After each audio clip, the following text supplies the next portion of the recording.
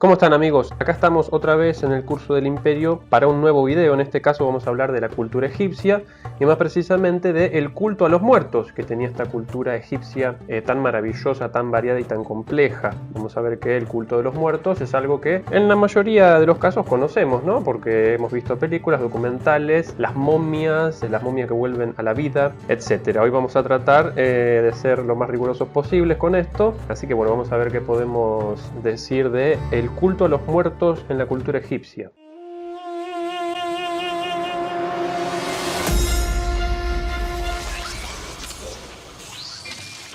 Bueno, resulta difícil afirmar qué vino primero, ¿no? Si el mito o la momia. Pero la mayoría de los expertos coincide en que los experimentos de momificación precedieron a la narración del mito de Osiris, ¿no? Este dios momificado que tiene Egipto. La momificación artificial combinaba el rito religioso con el arte y la ciencia. Se trataba de una respuesta al desesperado deseo de preservar el cadáver en su estado vivo para siempre, ¿no? Este deseo de preservación era en sí mismo una respuesta directa a la creencia de que solo quienes dispusieran de un cuerpo de aspecto vivo tenían alguna esperanza de sobrevivir en el más allá. Es por esto que se trata de preservar el cuerpo una vez de muerto, porque si el cuerpo se desecha, no hay vida en el más allá, está absolutamente conectado. El cadáver es como un puente vital entre el espíritu del difunto y las nutritivas ofrendas que les proporcionan sus familiares, ¿no? Los seres vivos que lo van a visitar. Por eso al difunto hay que llevarle siempre comida, utensilios que le sirvan en el otro mundo, por ejemplo una espada para defenderse. Por supuesto que toda esta creencia se va desarrollando con el tiempo, ¿no? Sepan que la vida de la política egipcia está dividida en dinastías, que es también como dividimos la historia egipcia. Pero hay un tiempo predinástico egipcio y desde ese tiempo ya es que los egipcios practicaban por lo menos una especie de ritual de los muertos, ¿no? Con unos cementerios bien organizados. Con el paso del tiempo y el avance y el desarrollo de la cultura, todo esto se va complejizando. En determinado momento, solo el rey tenía la esperanza de escapar de la tumba una vez de muerto, pues estaba bendecido con 3 espíritus o almas que caracterizaban a estos espíritus complejos que tenían los egipcios, ¿no? Estaban durante la vida del faraón atrapados en su cuerpo, pero que tras su muerte se liberaban, permitiéndole navegar en el barco solar de Ra, vivir en el campo de cañas o brillar como una estrella eterna en el cielo. El campo de cañas, aclaremos, es un lugar en el más allá egipcio, ¿no? Así le llamaban los egipcios a ese lugar, el campo de cañas. Los egipcios, la verdad, no nos han dejado nada que se parezca a una explicación detallada de lo que eran esas 3 entidades espirituales, así que resulta un poco difícil decir exactamente qué eran, pero los expertos se basan en el arte y en textos religiosos para tratar de ser lo más precisos posibles en esto.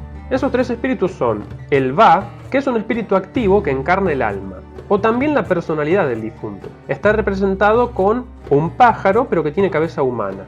El Ba vive en la tumba. Ese pájaro vive en la tumba cuando el muerto está ahí, pero se podía escapar y darse una vuelta por el mundo de los vivos, ¿no? También los dioses podían tener un Ba. El viento era considerado el Ba de Shu, mientras que había dioses que eran el Ba de otros dioses. Por ejemplo, el toro Apis era el Ba del dios Ptah. Otro espíritu es el Ka, que es como una fuerza vital, más pasiva, ¿no? Que se creaba cuando el cuerpo se formaba. Este Ka solo podría sobrevivir a la muerte si el cadáver se conservaba con forma humana, ¿no? Si la momificación se hacía bien, ¿no? Podemos decir. El Ka tenía que permanecer cerca del cuerpo, no podía abandonar nunca la tumba y necesitaba constantes ofrendas de alimentos y bebida. Mientras que los meros mortales solo tenían un Ka, dioses y reyes podían tener más de uno, ¿no? Esto siempre los reyes tienen alguna diferencia con los demás, hasta espiritualmente, ¿no? El otro espíritu, el tercero, era el Ak, un espíritu del que se comprende menos que de los anteriores, la verdad, ¿no? Digo de forma muy precisa. Podríamos decir que es lo más parecido al alma que conocemos hoy en día. El Ak no necesita permanecer cerca del muerto y podía sobrevivir en cualquier otro lugar. Así que por eso digo que se parece más al alma, ¿no? El alma, lo que hoy conocemos como un espíritu, ¿no? Que se nos representa, por ejemplo, o que se le representa a la gente que cree en los espíritus, y que ese espíritu puede estar muy lejos de la persona al cual pertenece, ¿no? Es lo más parecido al Ak en ese sentido. Bien, de manera que, como se hace obvio, los egipcios creían que después de muertos seguían viviendo, ¿no? Esto era factible, como decíamos, siempre y cuando se garantizara que el cuerpo se mantenga más o menos como está en vida. Para eso hacen la momificación. Y a esa momia siempre abastecerla con aquellas cosas que puede utilizar o necesitar el muerto en el más allá.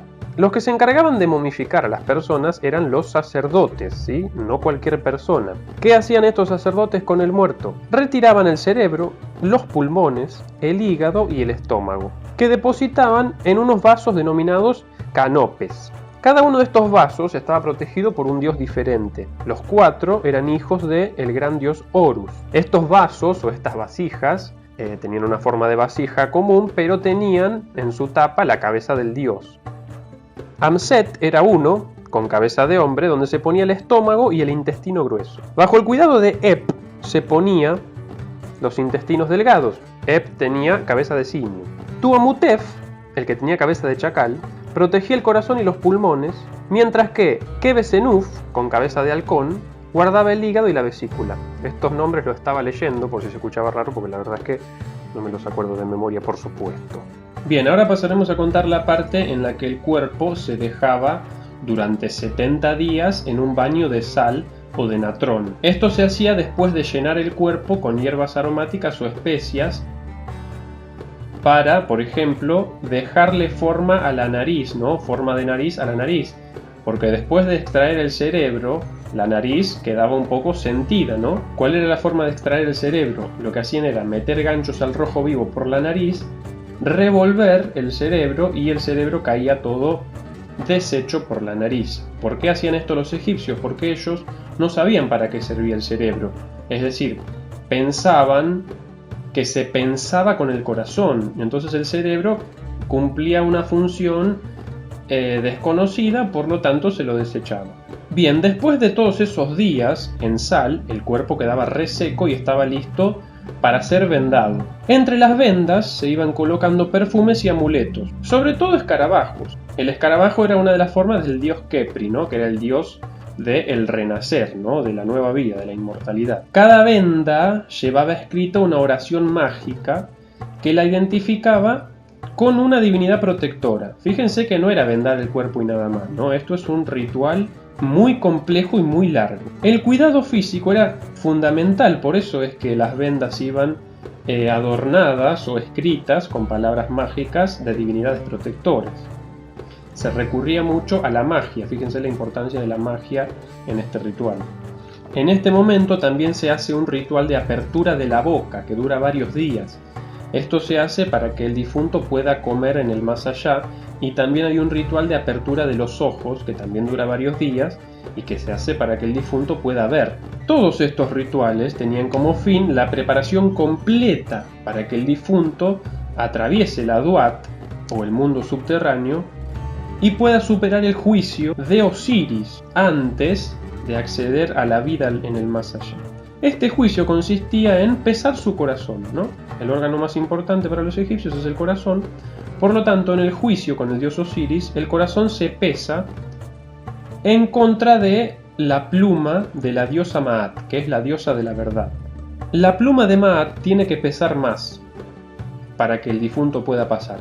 Si pesa menos, es decir, si el corazón del difunto pesa más, eso está muy mal para los egipcios. Por lo tanto, el cuerpo y el alma serán sometidos a suplicios y será aniquilado y comido por Amit, que era el devorador de los muertos, un ser horrendo con cabeza de cocodrilo, patas traseras de hipopótamo y una melena y un torso y patas delanteras de león. De manera que así terminaba el ritual de los muertos en Egipto. El muerto se guardaba en un sarcófago que iba a cambiar dependiendo de la posición social del difunto. Podía tener un entierro común o un mega monumental entierro en una cámara mortuoria impresionante, cavada a profundidades increíbles como la han tenido muchos faraones. Bien, espero que les haya gustado este video. Si es así, dale like, suscríbete al canal. Por mí nada más. Hasta la próxima. Adiós.